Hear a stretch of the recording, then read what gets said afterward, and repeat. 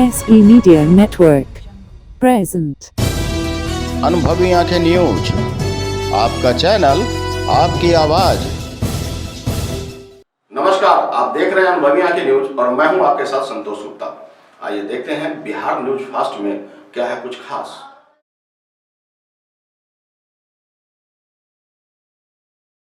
आखिरकार बिहार के सहरसा जिले के कई थानों में हुई हत्याकांड के अभियुक्तों की गिरफ्तारी आरंभ हो गई है। आपको बता दें कि प्रेस वार्ता कर इस संदर्भ में जानकारी दिया गया। पुलिस कप्तान ने बताया कि 21 नवंबर की रात्रि को बख्तियारपुर थाना अंतर्गत पहाड़पुर बाजार स्थित धर्मदेव भगत को गोली मारकर हत्या की गई थी।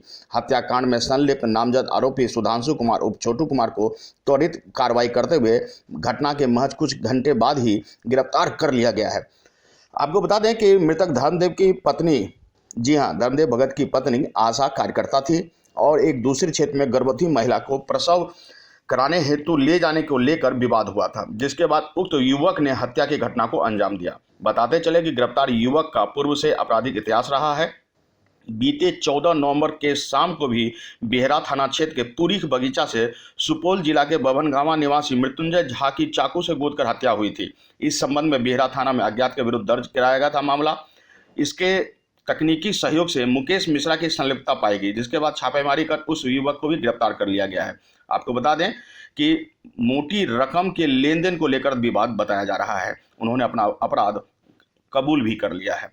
वहीं सौर बाजार थाना अंतर्गत पतरघट ओपी के धपौती निवासी मंटून सिंह को रात ईंट से मारकर हत्या की गई थी। इस संबंध में भी सौर बाजार अंतर्गत पतरघट ओपी थाना कांड में दर्ज मामला हुआ था और हत्याकांड में त्वरित कार्रवाई करते हुए कांड के अभियुक्त पंकज सिंह एवं मुकेश सिंह को गिरफ्तार कर लिया गया। गिरफ्तार युवकों से पूछताछ के क्रम में इस हत्या का विवादी आपस का होना बताया गया है। विभिन्न हत्याकांडों में गिरफ्तार चारों अभियुक्तों को न्यायिक हिरासत में भेज दिया गया है। कहना गलत नहीं होगा कि सहरसा में इन दिनों अपराधियों का मनोबल बेहद बढ़ा हुआ है।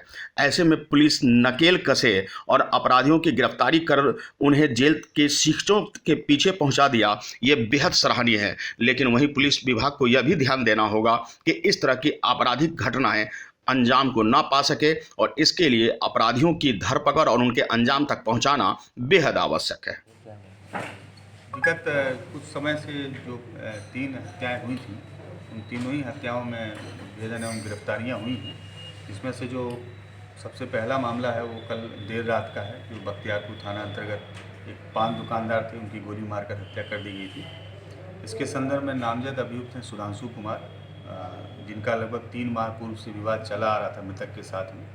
मृतक की जो पत्नी है वो आशा वर्कर का काम करती हैं और जो सुधांशु कुमार हैं, इनकी भी भाई और वाइफ वगैरह आशा वर्कर का काम करती हैं। एक एरिया से दूसरे एरिया को पेशेंट्स को ले जाने के क्रम में इन लोगों का विवाद हुआ था आपस में। उस समय मारपीट हुई थी, लेकिन इनके द्वारा थाना को ऐसी कोई सूचना दी नहीं गई थी और वही विवाद के आलोक में सुधांशु कुमार के द्वारा कल गोली मार के उनकी हत्या कर दी गई।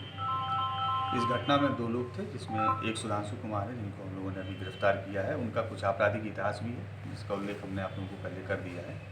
इसके अलावा दूसरी घटना वो पतरघट ओपी हम लोगों का, वहाँ पर धवौली गांव की, जहाँ एक व्यक्ति की ईंट से कुचलकर हत्या कर दी गई थी। इस मामले में 2 लोग को, जो कि नामजद अभियुक्त हैं, एक पंकज कुमार हैं और दूसरे मुकेश कुमार हैं, उसी गाँव के रहने वाले हैं। इनका आपसी विवाद था, लगभग 3 महीने पहले से ही जमीनी विवाद था, उसमें गिरफ्तार किया गया इन 2 लोगों को। इसके अतिरिक्त जो तीसरा एक महत्वपूर्ण कांड है वो बेहरा का है, जो 14 तारीख की घटना है, 14 नवंबर की। उसमें सुबह सुबह एक डेड बॉडी मिली थी, जो सुपौल के रहने वाले थे मृतक। इसके संदर्भ में ये था कि मृतक ने एक व्यक्ति को 50,000 रुपये उधार दिए थे और वो 50,000 रुपये वो बार बार उनसे मांग रहे थे और उसी पैसे के लेन देन के क्रम में मृतक के ही साथी हैं, उनकी गिरफ्तारी इसमें की गई है। मुकेश मिश्रा उनका नाम है। मुकेश मिश्रा ने 3:50 पर घटना के एक दिन पहले शाम को मृतक को बुलाया था। ये लोग बाइक से आए थे बेहरा में और जो मृतक था और जो अभियुक्त था, दोनों ही नशे की हालत में थे और इस नशे की हालत में ही इस अभियुक्त ने मृतक के ऊपर चाकू और ईंट से वार किया, जिससे वो ख़त्म हो गए। इसके उपरांत जब मृतक अपना वापस घर की ओर भाग रहा था, तो उस भागने के क्रम में इसका एक्सीडेंट हुआ और फिर ये अस्पताल में एडमिट हुआ। हम लोगों ने जो मृतक थे, मृतक के मोबाइल पर काफ़ी काम किया, CDR एनालिसिस की, टावर डंपिंग की, उसके आधार पर इस कांड को दिया। अगर आपने अब तक हमारा चैनल सब्सक्राइब नहीं किया है तो सब्सक्राइब करें और बेल आइकन अवश्य दबाएं ताकि खबरों का नोटिफिकेशन आपको मिलता रहे।